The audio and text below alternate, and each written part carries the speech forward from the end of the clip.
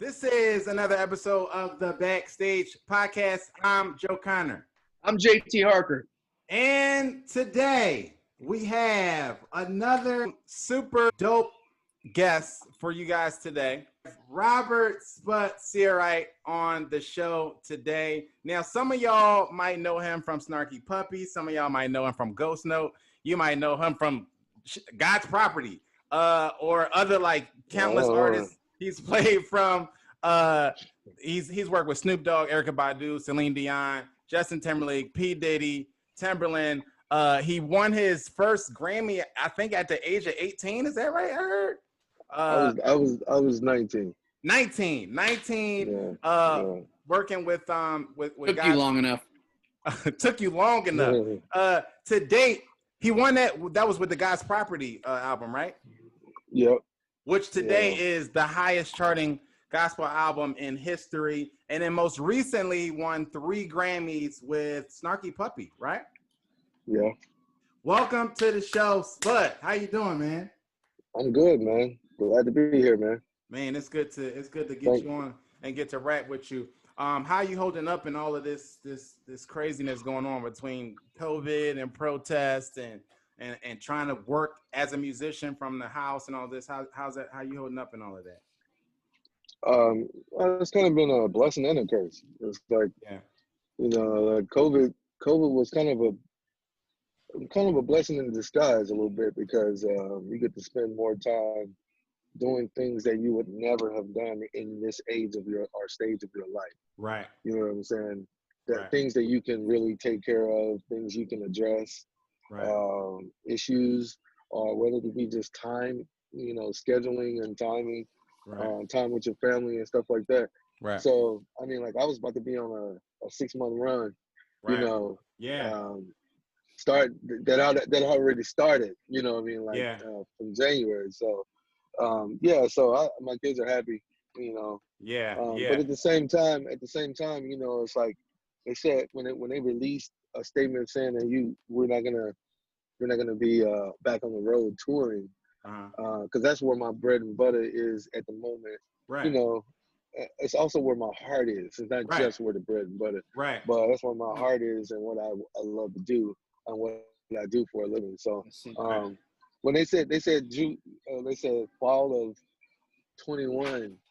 Yeah. And I was like, I took a gasp, man, because I was like, it's not even fall of 20 yet. Right. You know what I'm saying? Like, so it's kind of been weird, because we're trying to just, see what the new wave is. It's a lot of, for a year, we're going to be super creative. Yeah. And just trying to see what the new wave is and how I'm not really into turning my whole life into being an instructor to just make ends meet. Right. So all of these other things that I put out there and done, it's just, it's been a blessing just to be able to things that we've already done kind of accumulate in some kind of revenue or income for us. So, Right. So we've been waiting it out, but now it's all crazy because of the whole, I like kind of what's going on. It's chaotic, for sure, but I like what's going on. I mean, like, it's weird, man, because you're getting white people against white people. Yeah. You're getting black people against black people. Now the Asians is rearing up. I mean, like the Indians are and Mexican and the Hispanic community is just like jumping out there. I mean, everybody is kind of like jumping in the conversation now. Yeah. So. Yeah, it's funny. We talked about that a little bit last week about, some of the positive things that we're seeing coming from everything that's going on. And just speaking of that, just this weekend, me and my fiance was driving, from working out, and we drove through a protest that in this little neighborhood, it was like people on every corner, and they kind of like surrounded the intersection. They was doing the sign thing and the honk the horns thing. But we drove through a protest that was literally it was only white people at the protest. Like there were no black people on the protest. And I was what were they saying? It was a Black Lives Matter protest. They had signs up that said Black Lives Matter and police brutality. I mean, it was one of the crazy. It was the first time I've ever experienced something like that. It was really like touching to see that. It was almost an emotional thing to see. Like, wow, this is really this is different. Like what's happening now is different. You know what I It's mean? definitely different, but it's so many layers of it, man. Because it's like it's definitely this one hit harder. I mean, Yeah. Oh, for you know sure. what? You know why though? Because you can't excuse it. Right. Right. Right. That you can't excuse the message that sent. Right. The hands in the pocket. Right. Right. The blatant. It was so in your face that now it's almost like it's the you can't glare, ignore the it anymore. stare in the camera. Yeah. Yeah. No, you can't turn a blind eye to it. And you know the number one thing about this one is that we're all it's a pandemic. We're all quarantined. We're Right. stay at home. Right. We're in stay at home mode. Right. And so you see things that you wouldn't see if you was doing your regular corporate job, or it's visible to everybody at the same time now, Right. and nobody is doing anything to distract you from seeing that. So Right. I think that it's so many layers of it though, man. Yeah. It's kind of weird because you got on one hand you got that which should be something to rejoice about, Right. but then you got some people in our culture that would frown upon that and be upset about it. Yeah. Yeah. Why you talking now? Why y'all saying something now? Yeah. This is, I mean, it's all There's these always layers something. of Yeah. it's all these layers of emotions that I really give a pass for everybody to have the emotions. But I think what we're seeing now is that's beautiful is white people they checking themselves and their neighbors and holding themselves accountable for the privilege that is seen and unseen even by themselves. Yeah. So that's dope. That's a dope thing to see because we don't have the authority or the capacity to say that and get it to them, get it across all the time. Right. Right. So in dealing with everything that's going on and us being confined, because we were I was about to be on the road before this pandemic hit, and that shut down a month-long tour. Me and JT were actually on the road when it hit, and we thought that our show was going to get canceled that same weekend. Where were we at? In Vegas. In Vegas, and we thought that the show was going to get canceled. So that was our last show, like that same weekend that it had hit. A lot of people are working from home, and it seems like putting records out and stuff like that. What are you guys doing as far as records and stuff? Is it slowing your production down? Are you putting out more records? No, we recorded 30 songs. Wow. In between December and January, we recorded like 30 ideas. All of them not complete songs, but at least 21 complete songs. Okay. And now, now that I look at the time that we got, I would have never had time to edit those sessions and I was, I told myself, we're gonna be on the road, but I could be doing stuff while I'm on the road. I would have never been able to do this stuff while I was on the road. So so if anything, we got borrowed time to finish and we probably gonna put like four or five records coming out of this. Right. It's funny because you mentioned, if people don't know, Sput has a podcast and a streaming that he does a lot. And you mentioned on one of your streams talking about, the situation that we're all dealing with now as far as streaming goes, and like artists dealing with, basically being left behind as far as streaming goes, and some of the things that you were saying about, how we handle that. You know what I mean? What's your take on that, and tell us a little bit about what you was talking about? Well, I mean, at this time where you can't work, where you can't do gigs live, you can't play live, and you can't play together and all this kind of stuff, people are always talking about monetization and how you going to the outlets for being monetized. Well, that affects everybody but the musician. Right. I mean, that enhances or benefits is that's the word I should have used. Right. I meant benefit everybody but musicians, because it's not, it doesn't benefit us at all, because we're not worth even a penny. Right. On any situation to be monetized. We're not even worth a penny.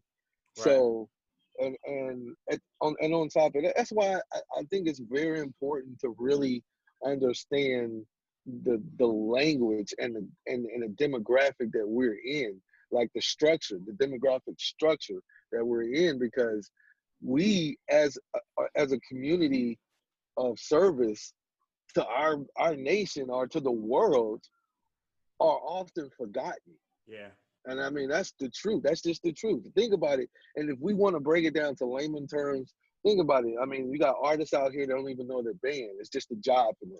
You Right. know, they don't even turn around and say hello and know the drummer's name. Right. You know, for months on tours. You know, Right. so there's so there's this big eye little U thing that happens, that's been happening for years. Now, sometimes the artists, you know, if they're a musician, they have more in common.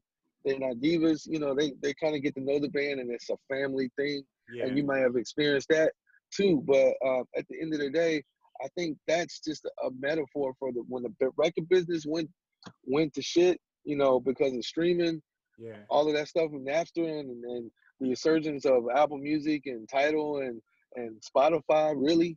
Yeah.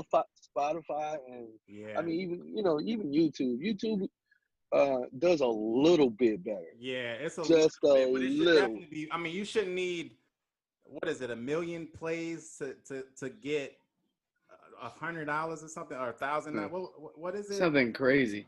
Yeah. Yeah, it's a million plays for $100. But I mean, like the thing Yeah, is, like I'm sorry. that's crazy. Yeah, so it's like we are left, and then let's talk about Spotify because they just signed $100 million deal to Joe Rogan, Yeah. who's doing what you guys doing, which now it's too. I feel too far because I have a podcast, Right. and you have one, so that might benefit us. The Right. fact that I'm like, Spotify, that's right on time. You know what I mean? so that might benefit us on the talk side. But then on the flip side, what are they really saying? I'd rather hear you talk. I don't want to hear your music. Right. You know, or that's not what they're saying. They're saying I don't value your music. Right. Okay. I was just saying we as a music community have to come together and form a union or something. That's what I was saying, because I feel like nothing is going to change unless we come together as a conglomerate and do something drastic together. Like, everybody can't be running in their own different way. And the beautiful thing about, I think, all of this is something I say a lot about the pandemic, is that the pandemic there is no VIP section. It is affecting everybody equally, right? So whether you got a $100,000 advance record deal, or you independent with 220 followers on Spotify, we're all being subjected to the same restrictions. We're all dealing with the same things. You're losing money daily, everybody, right? So whatever we do to stand up to the Spotifys and the streaming companies to say we're worth more than this, we deserve more than this, we just have to do it together. Like, whatever it is, it has to be something that the large part of the community, the musician community and artist community, can get behind and do together. I think that's otherwise it's a divided we fall type of thing. You know what I mean? Well, the first step is to educate people, man. I've been trying to educate people that streaming is the devil. But then you got other people. We got other people out here that's educating people the opposite way and saying that should be the model. That should be the business model. And it doesn't apply for musicians and artists. Man, no, it's not. It's not the way, because we can't. Like, we operate off residuals and royalties. We operate off things constantly being paid. Right. You know what I'm saying? Like, for our work. I mean, like, that's, to me, that makes more sense to me. But if you tell me that if I get 250 million streams, I'm only worth $3,000. Right. It's nuts. It's kind of weird. It's kind of weird. Even if you gave me $1 a stream, it would change everybody's life.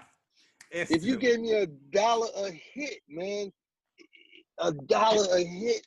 I mean, 250 million hits. That's you $250 million rich. Yep. You know what I'm saying? But my thing is, give me the opportunity to do that. Give me the opportunity to build that. If Pharrell's 250 is really my 100, give me the opportunity to make that $100. Right.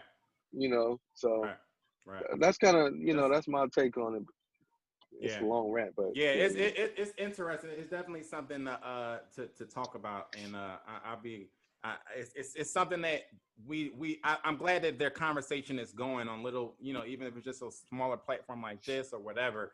I'm glad that the conversation is going, because that's definitely something that, especially dealing with all of this now, where we're all kind of relying on different streams. We're not torn, so everybody's relying on these streams, And I think that if we were getting $1 a spin, I think everybody would be a lot more comfortable and not torn until fall of 20 whatever, and dealing with that.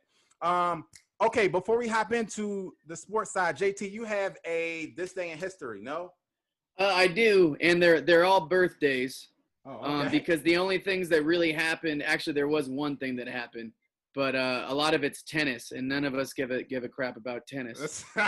So, but one thing that happened, 1980.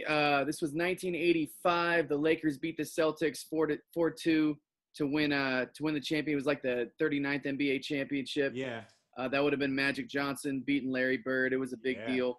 But birthdays today: Dick Vitale, baby. Teddy Bruschi, baby. Teddy Bruschi, the Patriot great. Peja Stojakovic, one of my favorite players of all time. Straight out of Sacramento. Dallas Maverick champion. Dallas Maverick. He sure is. He was on that team. Udonis Haslem, one of the most overhyped basketball players of all time. Sebastian Telfair. You will not disrespect Udonis Haslem on. No. No, he's talking about Sebastian Telfair. Oh, Sebastian Telfair. Yeah. Okay. That's facts. But this is a special one for me. It was one of my dad's favorite players. And being that we're all musicians here, Wayman Tisdale. Joe, do you know about Wayman Tisdale? I don't think so. Tulsa, Oklahoma. So he's a former NBA player. Exactly, out of Tulsa, Oklahoma.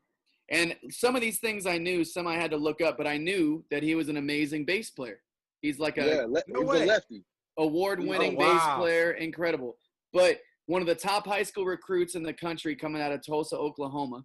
So get this. Wow. His dad was a pastor at the church. He used to play bass for the church. So because he was highly touted, Billy Tubbs, the head coach at Oklahoma, changed Sunday practices to evening so that he could continue playing Sunday service at his dad's church. Wow. That's how much he wanted him at the program. Right. He played in the Olympics. This is, before the Dream Team, so before they allowed professional athletes, right? So this is all college guys with Chris Mullen, Steve Alford, Alvin Robertson, Sam Perkins, Patrick Ewing, and another little-known guy named Michael Jordan. He was who became the greatest player of all time and still is to this day. Second. And he was drafted by the Pacers, second overall in 1985. Best season was with the Kings, averaging 22 and 7. And he was a beast in the paint. That's crazy. One of the best duos in the league with one of my favorite players of all time, Mitch Richmond. I had the Mitch Richmond black Sacramento jersey. Actually, I had the purple and the black jersey. That's how much I like Mitch Richmond. Yeah. And I didn't know this. When Blake Griffin went to Oklahoma, he asked for Wayman's blessing to wear number 23 because that was Wayman's number at Oklahoma. Oh, wow. He went on to have a #1 Billboard Contemporary Jazz album, highly respected. David Cause, all these big jazz and funk guys were good friends with Wayman and played with Wayman Tisdale forever. And May 15, 2009, he died of complications from cancer. Oh, wow. And I remember he had his leg amputated, and it was a big deal, but they thought he was making it through it, and he died in 2009. Yeah. It was very sad. Yeah, he was a personal friend of mine, and wow. He would take us on the road with him. Like, dude, first of all, he used to play all the NBA All-Star games. He was the token musician for live music at all the parties, at all of the functions. It makes sense because he got to be the only, the first and only person to have played in the NBA and also, like, you know what I mean? Had a record, top record on. I think he might be in the Hall of Fame or being an inductee or something. Okay. A candidate for the Hall. I can't remember if that happened or if it came up one year, but the dude was solid as a player, but the dude was like a real solid musician. That's artist. Crazy. He was a solo artist, and he would do shows. He would do cold bills with Marcus Miller. So he was like he wasn't no slouch, man. Nah, he he was wasn't slouch. legit. He wasn't a slouch at all. Yeah. He had to be the first legit dope NBA player musician. The Yeah, he second was. one being Damian Lillard. Like, Nah, that's nah. it's nobody else that's like even come close. No, actually, your man from um,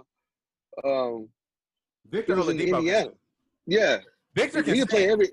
No, but he can play all instruments too. He can't. Really? Is he good? Is he sweet though? Nah, he not sweet, but I Okay, mean, but I like the idea. I like right. the idea that he can play everything. Though, yeah. Yeah, that's dope. But he can sing. Like Victor can. I think he was even on the Masked Singer. Yeah, he can go. Which was cool. Which Yeah, he can go. So you're from Dallas. Are you a Cowboys fan?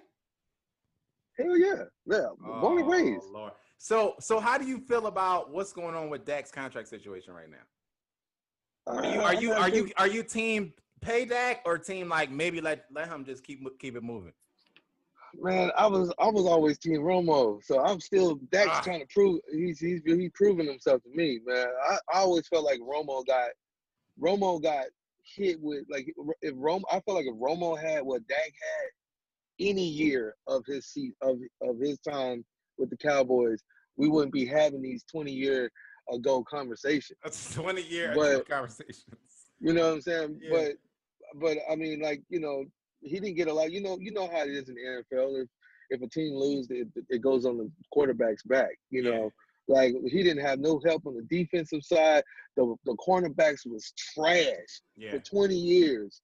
You know, and Dak got all of the help down, but Dak, I don't know, man. I'm not convinced he's like God over there. You know what I'm saying? Like, so you think he wants 45 million? He's somewhere in the area of 45 million. I think that was it.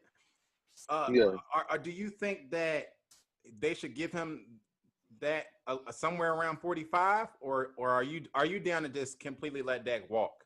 No, I don't think they should give it to him because they paid Zeke all that money and didn't give him the ball for a whole season. True, they did. You know what I'm saying? Like they didn't even let him earn that money because they were saying we trust Dak, and Dak couldn't do it. Right. We couldn't do it going through Dak. We should have went, man. Like the coaching was horrible. Let's don't talk about that. But I mean, the thing is, if they ran the ball more, we would have advanced way more than we did. We would have won more games. Like we literally lost games because we took the ball out of Zeke's hands. Zeke didn't look like himself to me last year, though.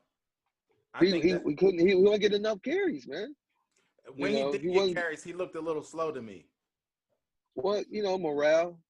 Man, that might have been something to it too. I mean, even though he got paid, he should have had the best morale to me. He should have had some. You know what I mean? Yeah, but he wasn't getting. I'd have all the morale. All the morale at the what was it? 90 million the contract. Yeah, but if you got a passion for the game, that comes with the territory. Yeah. You know what I'm saying? Like once you make your first meal, you ain't thinking about that. You trying to perform. This is history you going for. Yeah. You know what I'm saying? Like, and think about running backs. They got a small window. Yeah. Of time. You know that they got a 4-5 good years that they can like really get it in. Yeah. You know that they can get it in and have 100% health. You know, like so he in his crucial years as far as he's concerned. Yeah. So and think about the practices too. Like if he's not getting that many touches in practices, that's not really getting him hyped for the game because he's saying he's not being looked at as the game winner. You know, they're gonna give him the ball when we get down to in the red zone, when we get to the 3rd-yard line. We give Zeke the ball so he can get his touchdown. Right. You know, stats up. I mean, like, nah, man. He really wanted. He became more of a receiver this year than a running back, which he was good at receiving. But he was still and still ended up top 5 in rushing, I think, if I'm not wrong. Zeke. That's my point. So yeah. That's my point. So that's why I'm not team Dak on that, man. Are you? So you would feel good going into the season with Andy Dalton at the helm? I feel good going into the season, just because we got a new coach. Okay, so you're not so much confident in Andy Dalton, just in having a new coaching regime in there. I want to see what this coach is about. You know what I'm saying? Yeah. Like that's really what it boils down to. I mean, like that's why I'm interested to see what Brady is going to do this year because, I mean, you know, on one hand, if everybody going to say, well, Jordan couldn't be what he was without Field, you got to say something. You got to bring that same energy to Brady sometimes. Yeah. You know, so now we get to see them work a lot because what we do know is, what's his name? Garoppolo? How you say his name? Jimmy. That's JT's guy. Yeah. I just call him porn star Jimmy. Porn star Jimmy. I like that. Yo, but check this out. JT, when he went into those games when Brady went out, he was balling. He was balling. I said that. He was balling. He was balling. He was undefeated. He was undefeated the whole time. And then, you know. He was balled, but he balled this year too for the Niners. Yeah, he did. No, I'm talking about when he was with y'all know you know what went down when he was with the Patriots. He balled that whole season. Brady was basically out in almost the entire season. He came back in when they got to the playoffs. Right. You know, when they was getting ready to go in the playoffs. He didn't miss a beat. But he didn't miss a beat. But did he not miss a beat, or is that just the structure of the team? I think it's a little bit of both. And if I had to put a percentage on it, I would say it was majority the Patriots system. I'm a believer in the Patriots way. I don't think they're going to be as bad as a lot of people are projecting them to be this year. Although I am kind of confused as to why they didn't go get a quarterback. Because I think they should have went and go get Cam or somebody, not to go into the season with Jarrett Stidham. That doesn't make sense to me. You know what I mean? But if Belichick is your coach, bro. Yeah. I'm going with Belichick all day. Yeah, same. You know, so I'm very curious to see what they'll do with Stidham because I agree. I think it's both. I think I love Joe Montana, but he had Bill Walsh. Right. You know what I mean? I mean, Bill Walsh considered before Belichick was considered maybe the greatest coach ever. So it's going to be interesting to see. It was that. Especially in football, because football, the coaching, I think, is more important than maybe any other sport. You think Bill Walsh is considered the greatest coach ever in football? Oh, he used to be before Belichick, yeah. Man, he was going up against real Tom Landry and all those guys. Bill Walsh was? Yes. Are you saying he's not, you don't think he's one of the greatest coaches in football? I think he's one of them. I thought you said the greatest. I'm like, what? Oh, but I'm a West Coast guy. I'm a Niners. I'm born and raised Bay Area. Before Belichick came along, Bill Walsh was. I mean, I used to hear his name batted around more than anybody else. Well, he came around at the time. I mean, he was doing the time where you had Snyder and you had what was the coach for the Bills? Yeah, I don't remember his name, but I know who you're talking about. You're talking Parcells, about Parcells, Parcells, early Parcells, and Tom Landry, and the coach of the Steelers. I can't think of his name right now. I know who you're talking about. Yeah, I can't remember his name either. But he was there. He was near the end. But the Niners won 4 Super Bowls. Joe Montana's got four rings. I know, but so did Danny White then. So did who? You know, Danny White, the early Tom Landry. Right, yeah, for sure. But I mean, 4 Super, that's legit. It's kind of hard. I mean, not a lot of guys have 4 rings. You're right. But Pittsburgh was. You got all of those coaches up there. Another reason was though he installed the West Coast offense, which had never been seen before. Yeah, so that's the other reason. Yeah, that was a big one. The innovators get more credit than just for winning, just like Belichick, because he's got this system that we've never seen before. That's just lasted so long. Right. I don't know, but the 49ers had Roger Craig. They had Dwight. Yeah, they had Rice. Oh yeah, man. Yeah. I mean, they had so many weapons. I mean, wait, Ronnie Lott. Yeah. Bro, but we were really stacked after he left. When we had I think that was Mariucci. That squad, I think we won a Super Bowl with Mariucci, but we also had one other guy. Bro, whose name's I hated the 49ers. But we got really stacked. That year we had Deion Sanders, Merton Hanks, Ken Norton Jr. That was later. That was way later. See, I'm old. I'm older. Yeah, but that was when we were like almost unfairly stacked. That's when Deion Sanders went back and forth between us and the Cowboys. Yeah. But he won a chip with y'all, and then he came down to Dallas and won a chip with us. Yeah. Okay, that's dope, man. So we got caught in the middle of we were able to see the completion of The Last Dance, right? At this point. Watching everything, during the last dance. Don't be disrespectful, Joe. I'm not. I'm just asking. I'm asking, man. Come on, man. I'm just asking the question. I've been watching you. Bro. I'm just asking the question. So let me ask this. If you say don't say MJ's full name. If you say his full name, Connor's blood starts boiling. It goes up like 5 degrees. We gotta stop this. It goes up like 5 degrees. I am a Michael Jordan fan, y'all. We gotta stop this notion that like you're the most disrespectful Michael Jordan fan I've ever met in my life. This is not true. I do not believe you, bro. We gotta stop this notion that if you rank somebody adequately and unbiasedly, all of a sudden you hating on them. You can't give your unbiased opinion on somebody. But that wasn't the question. The question was what was your big takeaways from The Last Dance? Well, my biggest takeaway was I got the sense. I mean, I see him more as a superhero now because I see what he was going through the whole time that we never saw. Things that we never saw, what he had to go against. I mean, like, so first of all, this is one thing I remember his first years in the league, first couple years in the league when he was losing, like they were barely missing the playoffs, bro. They were barely missing the mark going. I mean, they was barely losing those games to the Celtics they were barely losing, like 1 shot, 3 shots away, or one good player away from taking them people down. You know what I'm saying? Like, so, and then to hear that guys wasn't serious on the team, they wasn't working out, they were doing drugs, they were drinking beer and smoking. And I mean, to me personally, and then to hear Oakley say, yep, they was doing that. You know what I'm saying? Like, to me, I was like, you mean to tell me if he just had effort, he would have came in the game wearing everybody out? I mean, I don't know. I mean, so that's me.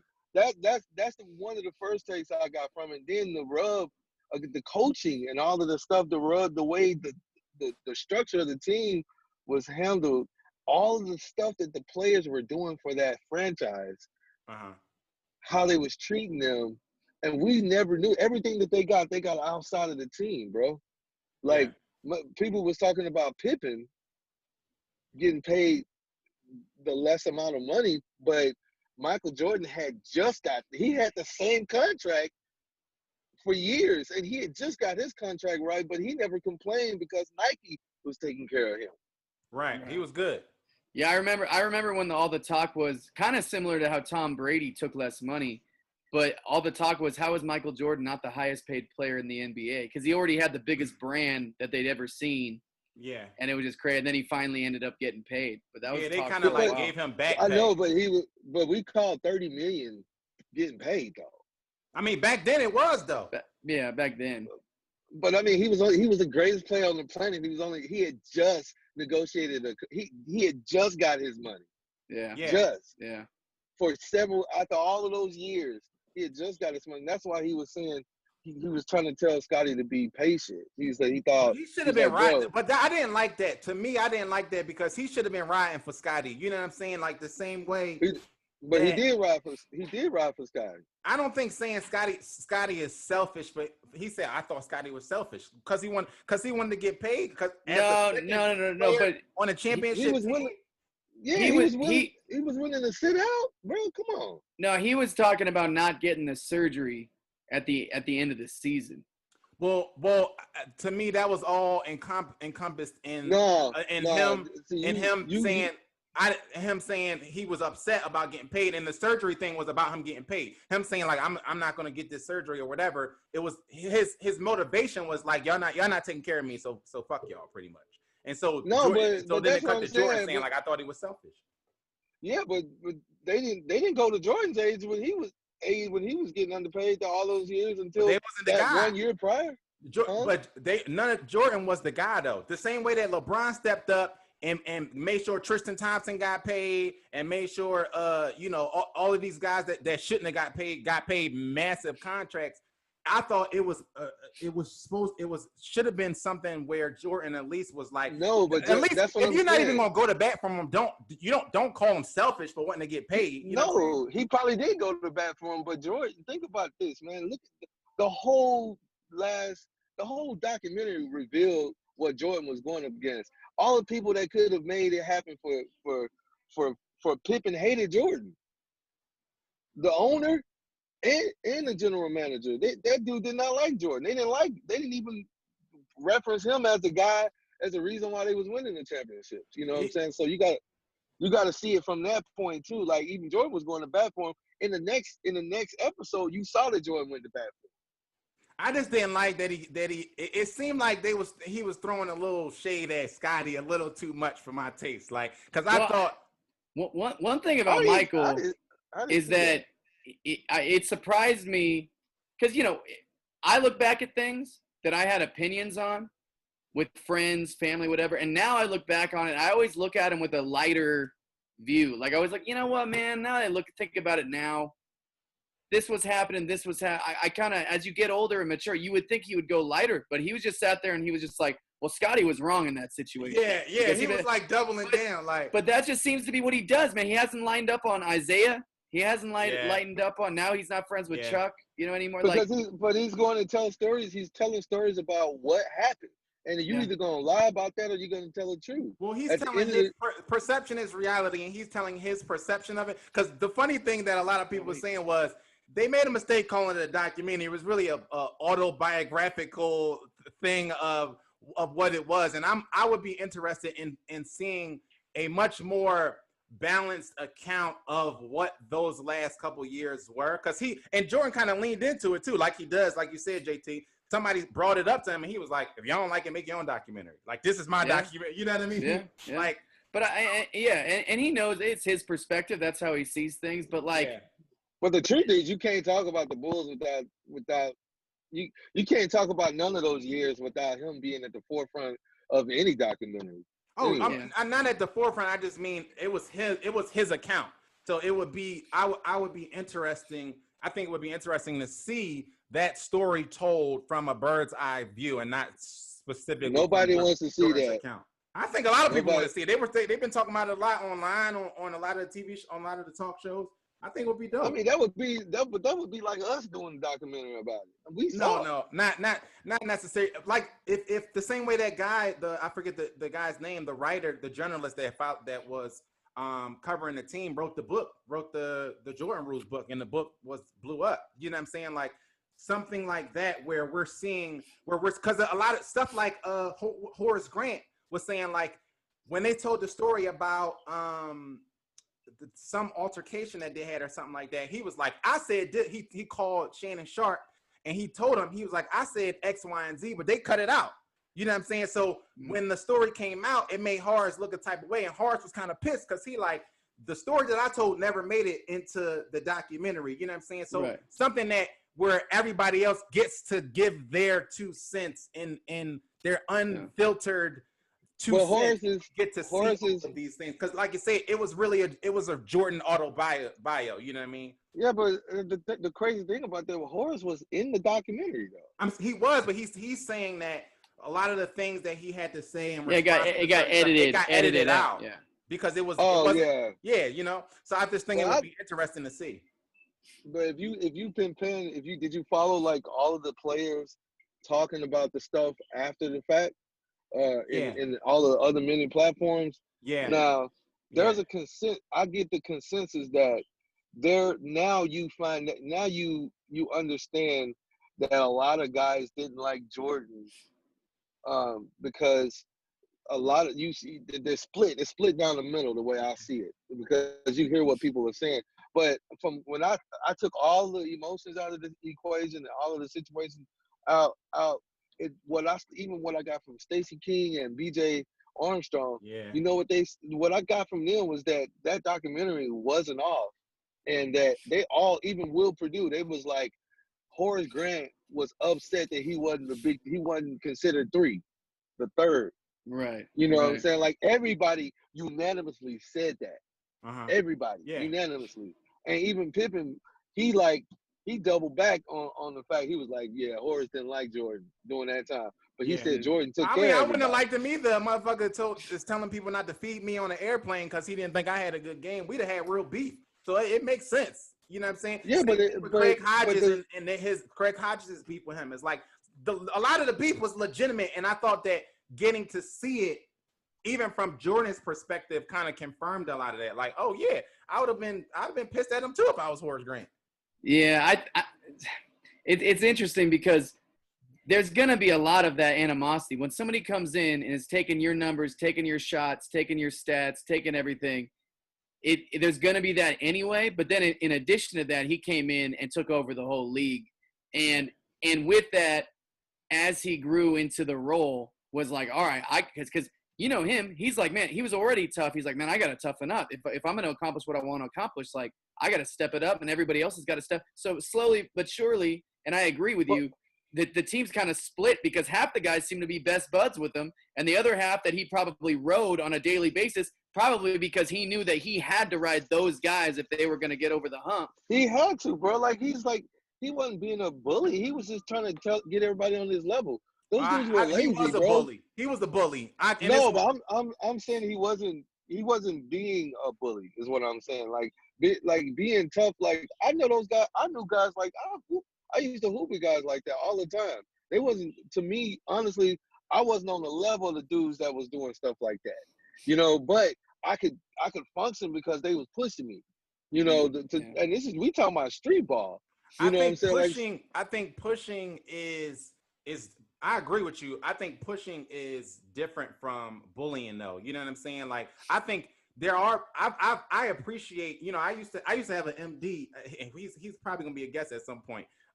His name's Harmony Samuels. You probably know Harmony, but dope producer. When I first started playing with him, he was just like on my ass, like, and it felt like it didn't make it was unconscionable. Like, why is he riding me like this? I would do one thing, he'd be like, don't do that, do it this way, and like, I'm like, but it was I never felt like he was bullying me though.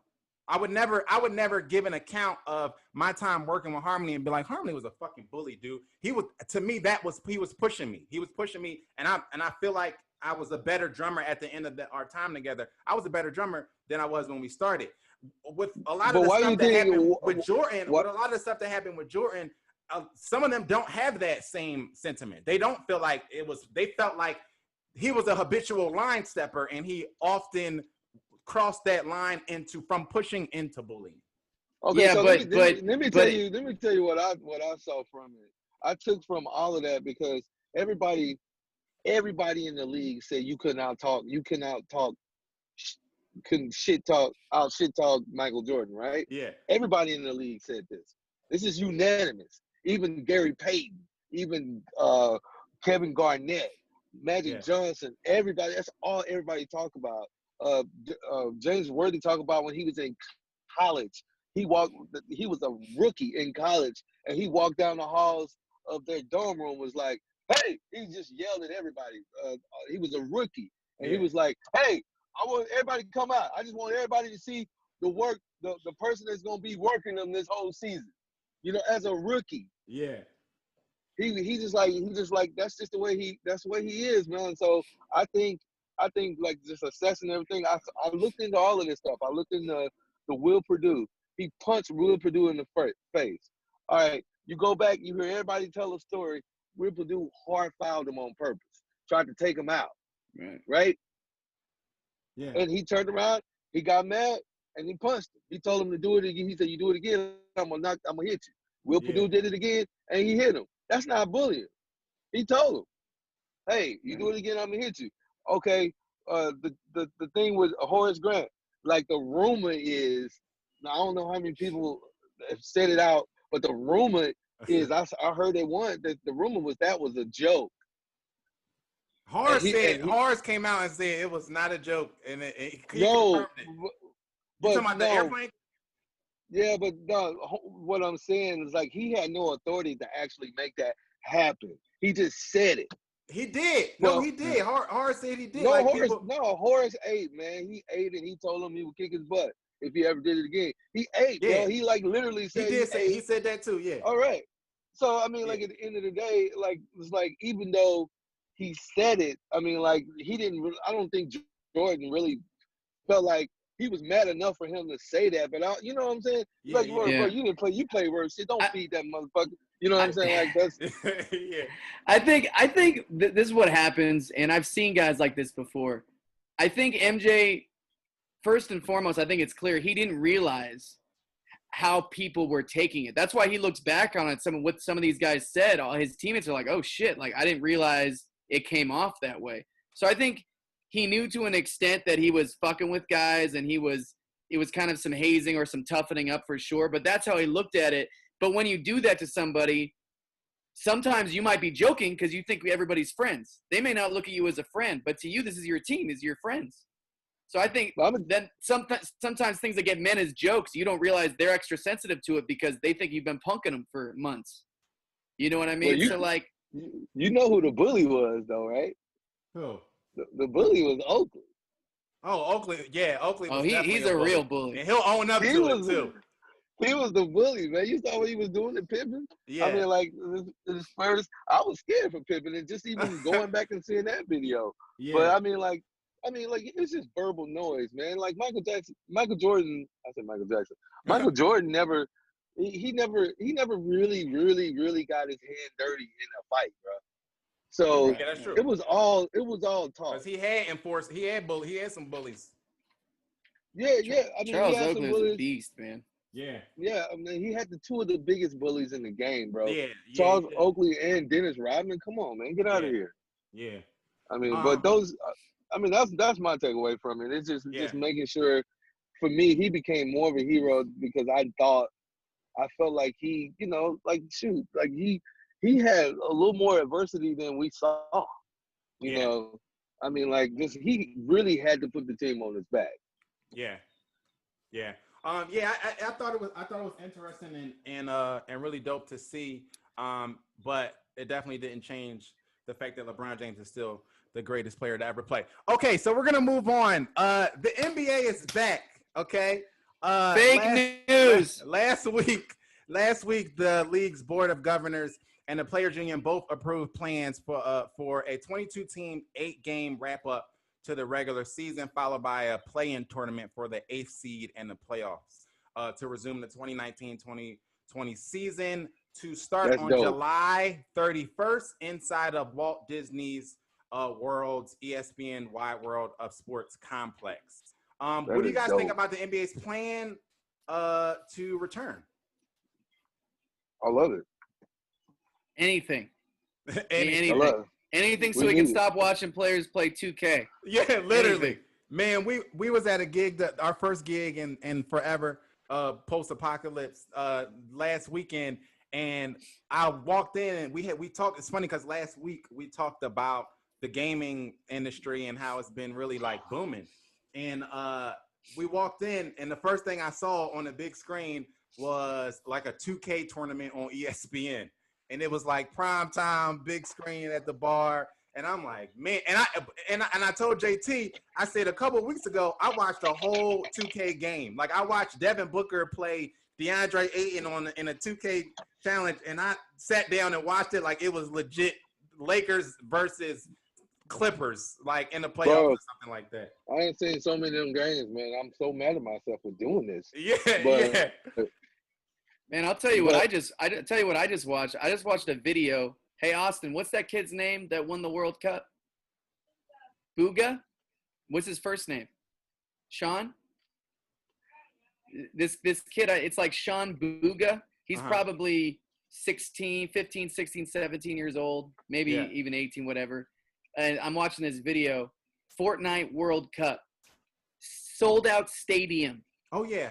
This kid from Pennsylvania wins the World Cup. $3 million? $3 million. $3 million? They sent him this trophy. It's like it's giant. This kid's holding it's his giant trophy for winning was it the first ever World Cup? But was it the first one ever? You don't know. It was the first or second World Cup ever. $3 million for winning this thing. Insanity, dude. Sold out stadium. Yeah, that's nuts. I'm very. What do you mean? Wait, what are you talking about? He played video games in a sold out stadium. Like the stadium was sold out. These kids they're sitting in like up in the stadium, like just in a room, and I'm thinking they're probably like playing on these big flat screens. They're playing like a normal computer monitor. Yeah. On the keyboard, they're just all sitting there in a cubicle, like they're at work, and they're all playing.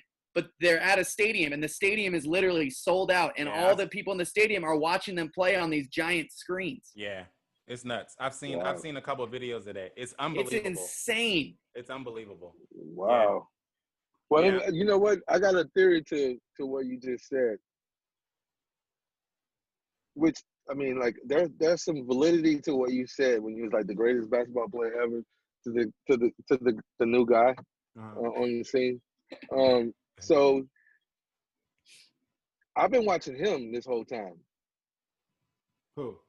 I've been watching LeBron. Been watching every interview, everything he's had to say about The Last Dance. Yeah. And the thing that I have to tell all the people that's not believing in him right now, because I got my whole theory, but I won't give it to you. I won't just throw it on y'all's, platform right now. But the thing that struck me the most is because I love LeBron. I'm just disappointed in him. I think he's way more talented than he puts on the court when it comes to the spotlight, and when it's time for him to really, really show up. I think he defers too much. That's my personal opinion of him. And that's the one thing that everybody's like, well, that's what makes him the greatest. But I'm like, nah. If I watched a person that when it was time to take over a game and finish the game and then end up victorious, that's the model that I can't get that model out of my head. I can't unsee that and then see a person that's supposed to be just as good or greater than him. Because remember, we saw Allen Iverson, he lost. We saw Kobe Bryant, and he won. He did the same thing. So I've seen this twice. And so the third guy that's coming, and he's doing everything even the same or greater, and then he's losing. It's interesting. To me, it goes back to what you said about the Romo. Before you don't lose your thought, JT. It goes back to me, but what you said about the Romo Dak thing. Context matters, right? Those a lot of his losses, finals losses, right? He's been to the finals 8 times or 9 times. And people talk about the record, the finals losses in the record and stuff like that, but they don't talk about the context of his first time in the finals. He took, Delonte Murray and a bunch of cadaver dogs to the finals, and he lost. Then you know what I mean, like stuff like that. I got a problem with that too. Y'all disrespectful when y'all be doing this, man. He had Danye Marshall, who was the top 5 defensive player in the league. He had Legonis Ilgauskas, however you say his name. Zydrunas Ilgauskas? We can't even say his name. Wait, well, hold on. He was the second leading shot blocker in the game that year. Dude. All right? And couldn't make and was 7 feet and couldn't make a layup to save his life. Stop. Stop it, bro. Stop it. No, he was an all-star. He had been an all-star multiple times. He was an all-star. Dude, that team was trash. That team was trash. That team was not trash. They shouldn't have been there. And even the biggest LeBron haters that I've talked to said that. Now we stretching it. That team was. If you're gonna say that, if you're gonna say that, then you say the whole East Coast is trash. I actually do say the East Coast has been trash for a long time. All right, then. I mean, like, so now, now you want to give him a trophy because he outwitted a trash coast. That's one of my arguments when we talk about context and when we talk about competition is that the East was really bad for a long time. Now, there have always been one or two good teams in the East, but it's so top heavy. Whereas the West, for I don't even know how long now, has just seemed to be like 1 through 8 is always strong. But I personally don't knock LeBron. My biggest knock on LeBron is this, and Joe knows this. Like, I still think LeBron's incredible. But when you start nitpicking at like who's the greatest, you got to look for the flaws. And my biggest flaw that I saw with him, he brought it. Let's say he brought a bad team to the finals. They got swept by a Spurs team that was going to beat anybody. That Spurs team was great. My problem is more so with his second time in the finals. People don't talk about that either.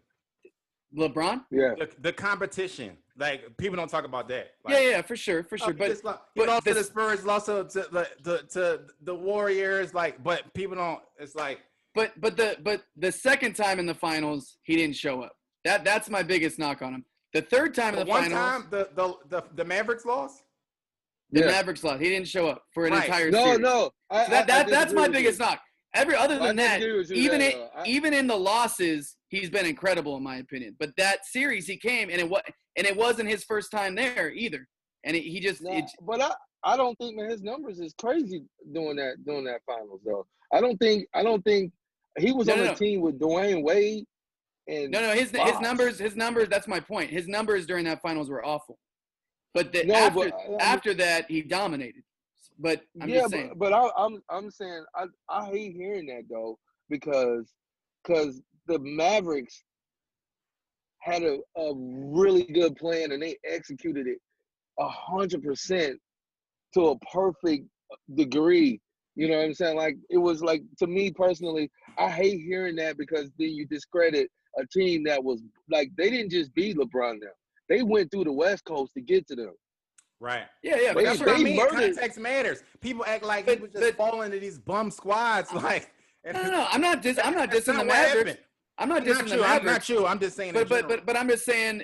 And again, this is the one big knock that And again, he's a young dude still. He learned, and then he went and dominated. He had to learn how to win the same way Jordan did. My thing is, I keep that same energy. Jordan had to learn how to win. Jordan lost a series where he threw the ball out of bounds, and that was the last play of the series. Like, he has failures just like LeBron do. So I just keep that same energy. But the thing with LeBron is his biggest strength is always his numbers.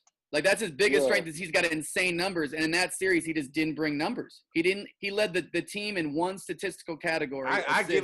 I give everybody that. It's just, to me, it's Jordan lost series and lost. Well, for me, I just hate hearing. Well, MJ had a Pippen, and I'm like, what? What are you talking about? He had a Pippen. Well, LeBron had Dwayne Wade.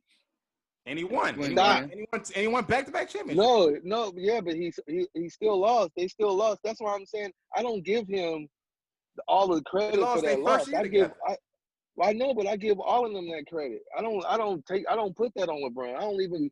That don't even count to me. You know what I'm saying? Right. What the point I was gonna make though is that after seeing him watch this, I think the dog that I'm looking for him to have, he's gonna have, and that's why he might be propelled to be the guy that you just spoke of. Okay, but so I don't think it happens if he didn't watch The Last Dance. So. You just took us into another thing that we wanted to touch on. So there is, as we just talked about, the NBA is back, thank God, and there was a list that Nick Wright put out of his top 10 players with the most to gain from winning a title this year once they resume. That's easy. So we threw the list up here. So let's just go through the list for those who are listening, right? So number 10 on the list is Chris Middleton. Number 9 is Pascal Siakam. Number 8 is LeBron. 7 is Russell Westbrook. 6 is Joel Embiid. 5 is Anthony Davis. 4 is Jason Tatum. 3 is Kawhi Leonard. 2 is Giannis. And number 1 is James Harden. Okay, problems with the list, or are you feeling the list? Yeah. This is interesting. This list is suspect, man. So the most to gain is it depends on what you mean by most to gain. You know what I mean? Obviously, we're talking about legacy, right? Yeah. We're talking about who has the most to gain from when people look back on their career. And I'll go through real quick because obviously there's a lot of guys on here. But I like Siakam. I think he's a nice player. He's showing how nice he is. No one cares about his legacy. So I don't think he belongs on this list at all. Not at all. Chris Middleton is a nice player. He's not even the best player on his team. He does not belong on this list at all. And I know that they're going with teams that are obviously contenders because there's a lot of players. These are all like realistic contenders this year. But go ahead. Well, I was just gonna say outside of the fact that he's not coming back this year, one dude that belongs near the top of this list is Kevin Durant. But that's what I'm saying. He's not playing this year. So this is all based off of this year. But so all these other guys though, I mean, you look at Joel Embiid, everybody through 7 through number 1, outside of Kawhi Leonard has never won a championship. So each one of those guys, it's going to be a huge deal for their legacy. Giannis, I think the least because he's the youngest. Jason, I don't know how old Jason Tatum is, but I mean, they have time. You know, if they don't win it this year, no one's going to be talking about how they're not showing up and performing and winning chips yet. Kawhi Leonard, I don't really think belongs this high because he's already won 2 with 2 different organizations, 2-time Finals MVP. So a third one's great, but I don't think it changes the discussion that much. James Harden for sure because he needs to prove that he's a legit superstar that can win a championship. LeBron James at number 8. You agree with James Harden number 1, which I do too. I agree with the number 1. Everything else, every other position I'd probably change, to be honest. I don't know, man. I'd put LeBron number 1 because if he wins the title, then he is the greatest of all time. Yeah, I mean he has the most to lose. I don't think not after 3 championships and 3 finals. I thought about that. There's an argument that even though he's considered top of the totem pole right now in the game, that he's done too much to have a lot to gain on the winning this year. No, you got to understand. He's been in the talks. Like the debate is who's the greatest of all time. Right. He's already in that debate. Everybody is torn. Everybody is torn. That's not true. So here's the thing. Here's the thing with LeBron. This is why I don't. So for starters, I do agree that James Harden should be number 1. James Harden is, and he's people have called him the greatest offensive player that the NBA has seen. He has he's going to end up with all the scoring titles, all the glorious stats that he wants, the MVPs, the average and a triple double. He has everything but winning. And James Harden to me will never be in that stratosphere of the greats until he wins something, and he has a notorious reputation for coming up short when it matters. So to me, James Harden, if he wins, it'll at least start that conversation to put him in there. To me, I agree with LeBron. I would maybe even put LeBron lower because the one thing in having a lot of these conversations about LeBron that I've taken away from in the past couple years is LeBron can win 40 titles, and for some people, it won't change anything in their mind about where he goes in the GOAT debate. And if he wins 40 titles, if he wins 40, I'll call him the greatest of all time. This is obviously an exaggeration, but for a lot of people, may not be the 3 people that are on this podcast, but for a lot of people, look, I've heard people say in the media he could win 3 more. It'll just be Jordan. He can win, and I think that there's a lot more people who feel that way, right? For others, LeBron doesn't have to do anything else to prove that he's the GOAT. For others like me, he could win, he could not win. He can add to it, but he can't take away from it. So to me, that he doesn't have a lot to gain from it. And I think because he's such a polarizing figure, a lot of people are at both of their ends of the spectrum and they're going to stay there. I don't think he is going to move the needle in any way. You get this? No, man, you play the game to win though, man. Allen Iverson stacked numbers and was the leading scorer for multiple seasons. Like he was bodying everybody, but he never won. And the same thing, people don't like Barkley, but Barkley was terrorizing the whole NBA, and he never won. And look how people disrespect him. That's why I have James 1. That's why I have James. James is just gonna be another Barkley. James gonna win 1 chip if he wins 1, because he's not a team. He doesn't think as a winner. You know what I'm saying? He doesn't play ball like a person that thinks of an entire team winning. To me, I think he's like a one-track mind guy.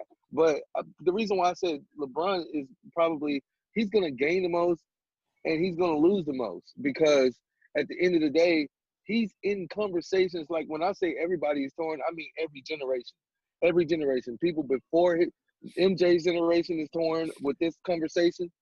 People in MJ's generation is torn with this conversation. Mainly, I don't really count that generation because he kept all of them from chipping. So obviously, all of them, most of them are gonna go with the LeBron debate. You know what I'm saying? Like after the generation after that with the Penny Hardaway's and Grant Hill, they all split. And even this new generation, they even split now. So I mean, that's the reason why I'm like, the conversation is catapulted if he wins another title to like they saying he got to win. So if all he got to do is win, he don't have to do no more stats. You don't have to stack no more numbers. If all he got to do is win, he's gonna gain the most. He's gonna be the greatest of all time. He has the most to gain. Harden doesn't come off as the guy that is like true championship mentality that he only wants to win and that's it. And that's the thing. I think that's the thing that bothers me the most about him is you just don't see Russell Westbrook wants to win. He wants to go out there and just dominate you and win. I don't see it with James Harden. That's why I just kind of like, yes, he would have the most to gain. I still think he's number one, but I just like, it bothers me that I don't see, and maybe he does and I don't know, but it bothers me that I don't feel it from him because, Joe, I know you will, and I know that if I was playing with you on the court, nothing would be more important than winning that basketball game, and nothing would be important than winning a championship. Yeah. You know what I mean? Like, and that's what we want to see from our athletes. Yeah. Right. And it just, I agree with you. He's not showing it. He's not a bad defender, but he's not showing it like he wants to go out and dominate you. He wants to do whatever it takes to win the championship. I think all of them trying to be the greatest, though. Yeah. All of them trying to go down in history as the greatest. Well, I think they all think they are, but it's a matter of who's really willing to do it. I think Jason Tatum is going to be willing to do it. I think Jason Tatum is going to be a bad boy in a couple of years, agree. bro. I agree. I think Jason will be, if he stays on this trajectory, I think Jason can be in the conversation, in that Pantheon great conversation. Like I see Jason on a Kobe-esque path where like he's not going to be in the GOAT conversation, but he'll be in that top 5 conversation to me. I think Jason has the potential to do that. If they've got a great system there, if they start winning chips and all of a sudden they rattle off 3-4 chips, I mean, he's got time, then things can happen. I mean, the conversation could change like that, right? Yeah. I mean, it just takes some winning, and who knows if they're gonna hit it. They got a great young coach. Kawhi is interesting to me though because I didn't think about this. If he wins one more, now he's got 3, and that Kawhi LeBron comparison is going to be going on because they're both going to have 3. Well, to me, I would say this too. Like I think it's unfair for LeBron to be compared to Michael Jordan, just because of the position and all of the other things that LeBron is being asked to do as a player. Right. Yeah. Right. It's interesting things that he's been asked to do. It's kind of unfair to say, hey, well, this guy was asked to just go out and get buckets, and he was the best at it. So we're gonna compare you to him. But then to do that, you have to diminish all the other skills that he had to do that. You know what I'm saying? I talk about that a lot. But I really feel like Kawhi in his game is more comparison to Michael Jordan, not in his record and his stats or anything like that. Play. But I mean, the way he thinks, the way he plays the game, is more. I mean, it reminds me of MJ way more than it does him. But I don't think he will ever be considered. I mean, not in my book. I don't think he would ever. I think LeBron already has trumped him, even though he's won 2. MVPs and he's taken 2 different teams. So I don't know, man. I think LeBron got him already. Yeah, his game is not dominant like the Kobe or the LeBrons or the Jordans. Like Kawhi is a great player, but he's not. Just watching he might get the numbers or the records or the trophies, but his game, I don't think he's not talked about like that now, and he's and he won. Well, some NBA people MVP, people said MVP, you know what I mean? It's just his game doesn't have it. Last year they were saying, and all this is context. He's in the finals, but they're saying he's the best player on the planet. This might be the best player on the planet. I mean, it was and then, he same was the thing only about guy, Kevin right? Durant. You know. Right, exactly. But that'd be like the commentator hype to me. Yeah, like that don't be no. Yeah, for the sure. streets don't be talking like that. But results matter. Like I say this all the time. Like Kobe Bryant, for sure, during his time, had to be the greatest player in the era. But Tim Duncan got the same results. Yeah. And we forget the numbers Tim Duncan put up. Tim Duncan is one of the greatest players of all time. But that's what I mean. No one talks about it. That's my point. Is because their games, like Tim has 5 just like Kobe does. That's what I'm saying about Kawhi. Like Tim has 5 just like Kobe does, but nobody talks about Tim in the top 3 or top 5. And I feel the same way about Kawhi. Like Kawhi can have. Right. I don't know. I feel like Tim got lucky though, man. He got lucky. He didn't play in an era where it was a whole lot of Hall of Fame power forwards in his position to go up against. Yeah. Well, he was a center playing power forward. It was the first time it happened. No, he went to power forward though, and he's known as the greatest power forward of all time. You know what I'm saying? Like but that's what I'm saying though. They put him there because of David Robinson. He was the first guy, like a true center, to get moved to power forward just out of necessity because they had David Robinson already. But that's my point. He was already bigger than most of the power forward he was playing against. Oh yeah, he's 7 feet. 7 feet. Yeah. Well, and Garnett did the same thing. They both came in and did the same thing. But that doesn't change the fact that how great he was. Yeah, I mean he was great. But that's the centers couldn't guard him either. I mean, yeah, but I mean, like they was never guarding him.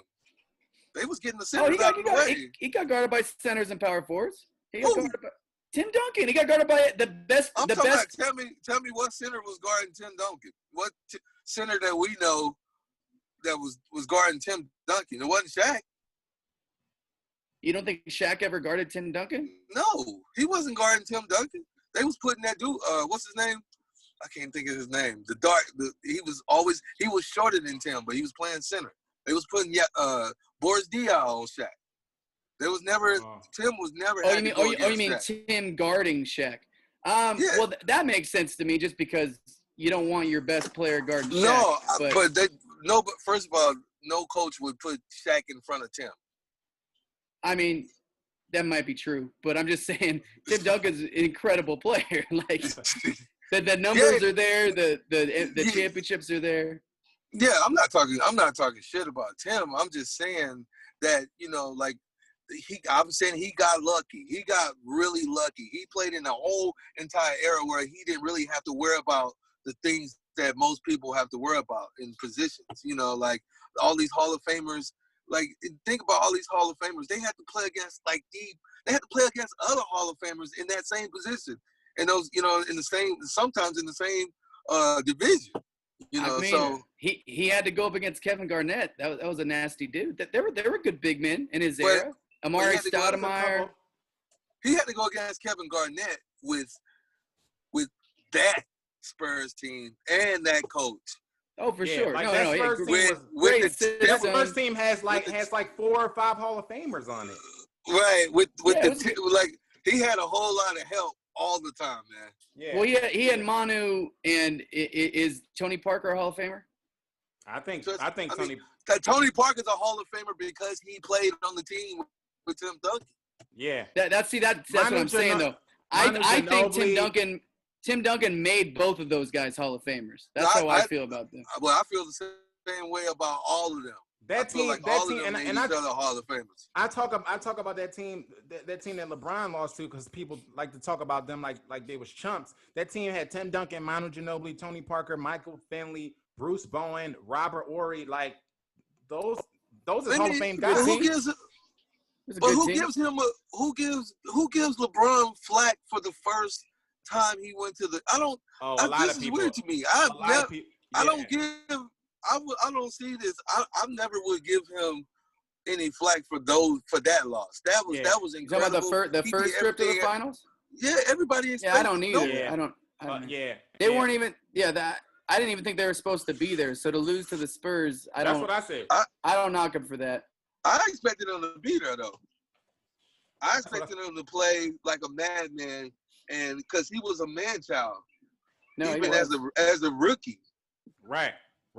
So, but okay. I promise you, I think he gonna get that chip, but I think it's gonna be mostly motivated by Mr. MJ.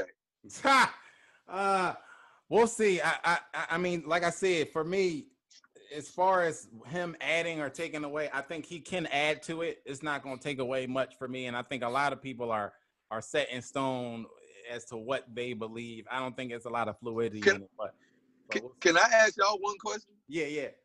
Like, I would like to hear y'all perspective on this because nobody ever really wants to talk about this. But how much, when we have these conversations, is everybody considering the era of basketball?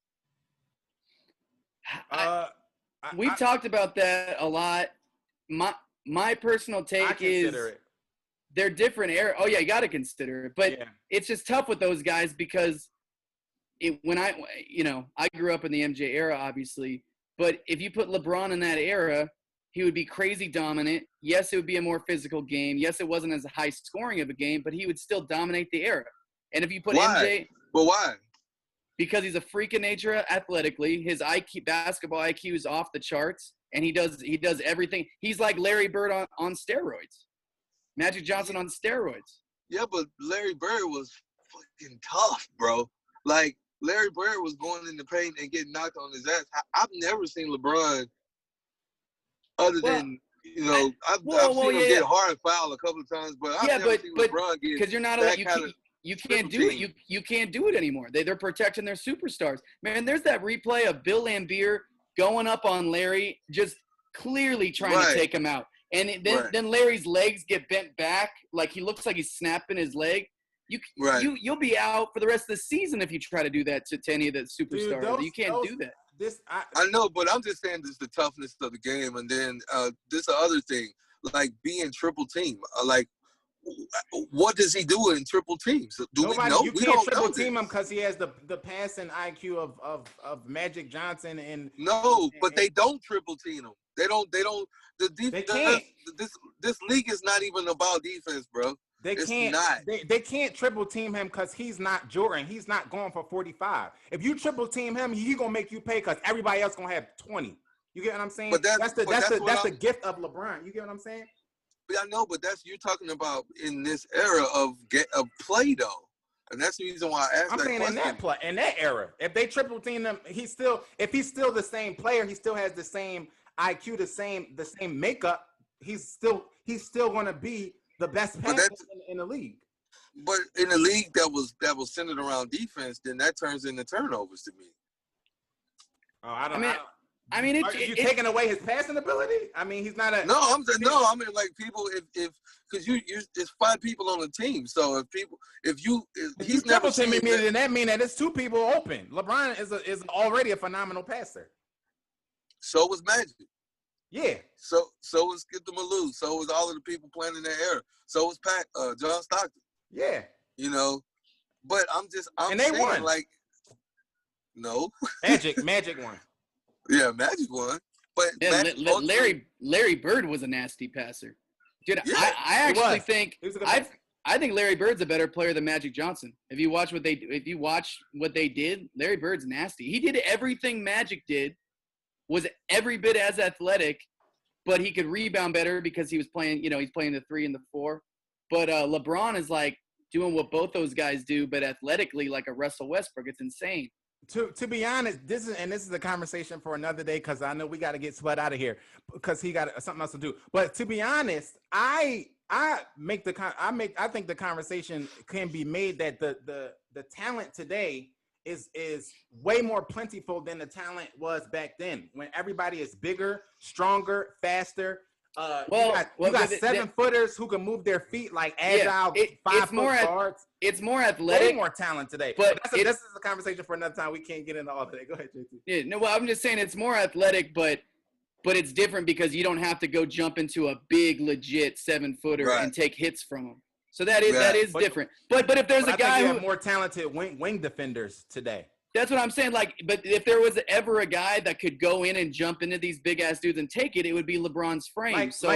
Jordan never was guarded by a 7-foot wingman like Kevin Durant. Like, he never had to deal with that. Like, you know what I'm saying? Right. That's but then, in like, the same way, though, in the same way, Jordan with a 45-inch vertical or whatever he had, and as strong as he was, and people say his hands were a big reason. He had the giant hands.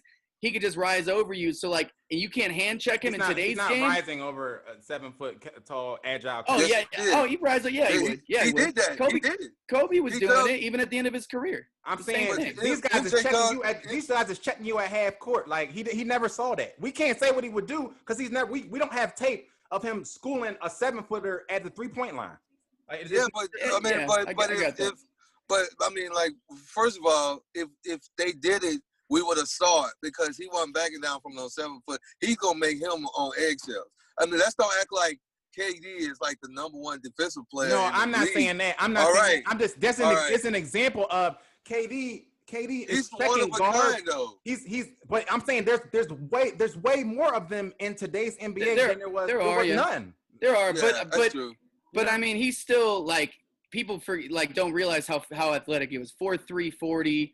45, 46-inch vertical. I mean, like, yeah, there's things about both era that are a bit challenging and stuff. But 48. I mean, but both those guys in any era would be dominant. I agree. It wasn't my comment about the Kevin Durant thing wasn't about Jordan. It was just people like to shit on this era. Like there's not freaks of nature and talented guys here just as much, if not more, as the era before. Yeah, but the freak of nature part comes on the athlete side of it, not the skill level side of it, and that's what I'm talking about. I mean, like, it's different. I disagree. I think guys can dribble the ball, but I mean, in that era, man, it was more than one person. Like, on every team, there was a guy that had like crazy IQ level on the court. Like, there was these guys that never got a chance to get a tip just because they had to play Jordan. But that don't mean they weren't sweet, bro. Like, it was a lot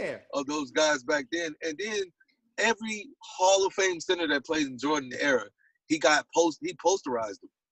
Sad Joe. Yeah. What's up, Austin? We got an intruder on the fact. Austin. Hey, what up? That's your son? Yeah, it's my boy Austin. What up, Austin? He's a baseball player, football player, chef, and gamer. And future pro gamer. Hey, you going for that? He going for that $3 million, huh? Yeah, man. Yeah, man. That $3 million. But yeah, the era thing is we can get it. That's a conversation for another day. But it's definitely a cool thing, a thing that I think we all, at least us three, we take into account. Let's get out of here on these three quick fire ones. Kevin Durant and Kyrie Irving come out and confirm they are not returning this season. Was that a mistake or smart move to y'all? I mean, yeah, man. If they're fully healthy, it's a mistake because you might be able to go in and get an easy one right now. Yeah. Like slip in because that's a nasty team if they're healthy. But I don't know. Yeah. Man, I'm like, what is it with these two, man? Come on, man. I know, man. It's like they disappointed me, man, because they playing. They playing with it. I know. So it's like if they can play, I'm with him. I'm with JT. If they can play, go. Even if you can't, even if you're not 100%. This is no one's like. I mean, if we can be fair here, whoever wins this season, it's. Oh, don't say it. Don't say it. Don't say it. We don't have time. You only get so many opportunities to win a chip in your career. You got to go try to do it. Yeah, I mean, I'm just saying, whoever wins, especially if LeBron don't win it, everybody's gonna be like, well, the momentum was, it's gonna be all of these things. We said it. We talked about it a couple weeks ago. We're not putting no asterisks on this season because everybody is dealing with it. Dalvin Cook is saying he's gonna hold out. He wants a new contract, but he's on his last year of his contract now, which is his rookie deal. He has $1.3 million left on the deal, and he's saying he wants somewhere around 30 million or no 16 million. Yeah. 16 million a year. He wants Christian McCaffrey's contract. I mean, whatever he wants, it's a smart move because the running backs, man, they don't have a lot. They don't have a lot of. If I'm his agent, that's exactly what I tell him. Because either you get paid this year or you don't play for 1 point whatever, that he's supposed to make. It's like 1.7 million, right? And you wait to get paid. I think this could be another Le'Veon Bell situation because it sounds like they're not budging and they're not going. They don't want to be. And it sounds like they don't want to be. And cap wise, they can't be in the area of a Christian McCaffrey 16 mil. This sounds like another Le'Veon Bell situation. Then you sit out. He got to go for it. He got to go for it. He got to go for it. He got to really like stand his ground on this until the very last second. Yeah. Don't jump out and come back in the middle of the season. Just sit out and wait for your money because you'll get paid. Yeah. Zeke did the same thing. And if you get hurt this year, that's it, man. That's it. You're right. That's what I was saying earlier. I was like, you only got a few years of that. You got about 3 or 4 years, so you're trying to get it in. So that's true. That's true. I would prefer them trade him to the Eagles. Tyson Fury's next fight against Deontay Wilder has received an offer to be hosted in Australia this year on December 25th. December 25th. Wilder, you said? Yeah, Wilder and Fury 2. Oh, I don't want to see that. Three. Yeah, they got an offer to take the fight to Australia and do it this year on December 25th. Yes. I'm down. That's Christmas. Yes. Merry Christmas to you and me and everybody. Yes. Yes. I'm going to watch that, but I don't want to see Wilder and Wilder. No, I'm Wilder. And you done with it? No but are Joshua and Fury gonna fight? Not before this one. Oh, really? Apparently, Bob Arum is saying, or they're saying this has to be his next fight before he goes on and fights Anthony or somebody else. I'm here for it. I'm ready to see this. I don't want Wilder to do this, man. Oh, you think he's taking an L? He's gonna take an L. He's got outboxed twice. He did, but I think it was good. I think it was the burn that he needed to wake him up. There's no way you can do. They say doing the same thing and thinking that you're gonna get a different result as a sign of insanity. There's no way he's gonna go into it. He's got to get better. He's got to get better. Yeah. Yeah, but I think he need to fight other people first, though. I think you see. I told you this, Joe, partially for selfish reasons. But if you're him, let him fight Joshua because either way, you've got guys waiting for you. Everyone's gonna want to see you fight Joshua. Everybody's going to want to see you fight Fury. There's going to be plenty of people who even like to see you fight Ruiz. Like, you've got plenty of fights. There's going to be no lack of fights. So get better while these other guys battle it out. Everyone's still going to want to see that dude. I want to see that guy. You got Mike Tyson talking about he coming out of retirement because he tired of Wilder losing the Fury. I mean, come on, man. It's like, hey man, this dude Mike Tyson is like 54 or something. Almost I got tired. I would pay to see Mike fight again, bro. I would too, but I got tired of seeing Tyson lose to everybody after he was the most dominant guy in the sport. He just kept losing. Yeah, but I mean, you can't. I mean, come on now. I mean, like if he don't go to jail, this is different. If he didn't have all of those things that happened to him. Hey, if he can pass the drug test, I'd like to see him fight again. Same. I'll definitely be looking towards that. Me too. Spud, thank you so much for coming on the show today, man. It was dope. Man. Dope. Thank y'all for having me, man. I'll be watching. Yeah, I think I'll probably watch my three or four of y'all podcasts, man. And dope. I just love the idea that musicians are doing stuff like this, man, because this is like, this is a whole nother thing. And if y'all make sure you stream it, make sure you hear me. Make sure you stream it. Make sure you have it places where it could get downloaded stuff like that, because that's how you accumulate the buzz to get these contracts. Yep. Because if they doing it on $100 million level scale, they doing it on a smaller scale too. It might be 50 G's, it might be 100 G's or 250. You know what I'm saying? But I'll take 1 G right now. I'll take 1 G. 1 G. I have a G. You know what I'm saying? But so y'all keep doing what y'all doing, man, because it's helpful too, man. It's therapy. Yeah. It is. It is. It's therapy, man. Like, we don't have. I remember listening to talk shows while I'm driving in the car and stuff. And I do that. And I used to be like, I used to feel like I wanted to interact with it, but it feels more interactive, even though you're not. on it, you know. So it's like, keep doing that, man. I love it. Yeah, we're up now. You guys can download and stream on Spotify is one of them, iHeartRadio, Google Play, and what's the other one? I'm forgetting. iHeart, Apple Podcast. Sorry, Apple Podcast was the last one. Oh, okay. So make and sure find you the show on YouTube too. Yeah, and we're there you go, man. And y'all come on my show one day. Oh, for sure. Let's have it out. Yeah. Let's do it. Yeah, man. Let's do it. Yeah, because we can talk podcasts, we can talk all of this stuff, you know, and I can promote and send people y'all way. Yeah, let's do it. Let's do it. It. Tell the people where they can follow you and or support whatever you got coming up. But well, first of all, I'm on social media outlets. I'm on Twitter as Spectacular. I'm on Instagram at Spectacular, and on Facebook as Robert Sput Searight. I have a band called Ghost Note. You can find me at _official on Instagram, and then Ghost Note Band on Facebook. You can find me pretty much anywhere. I have a record label called RSBP Records. Okay, dope. And where can they find that at? And we have a page we have a page on both outlets, Instagram and Facebook, RSBP Records. Okay. So pretty much, yeah. Okay, dope. And go get Doobie Powell's record. We just put that out this year. Oh, dope. Shout out Doobie. Last part of last year. It's called Finding Myself Again. We produced that and put it out. Okay. So yeah, go get that. Yeah. Dope. We love Doobie.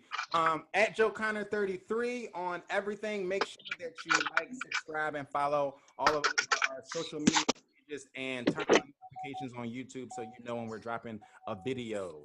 At JT Harker for all the social medias, and my single Drunk People, which is autobiography. It's out.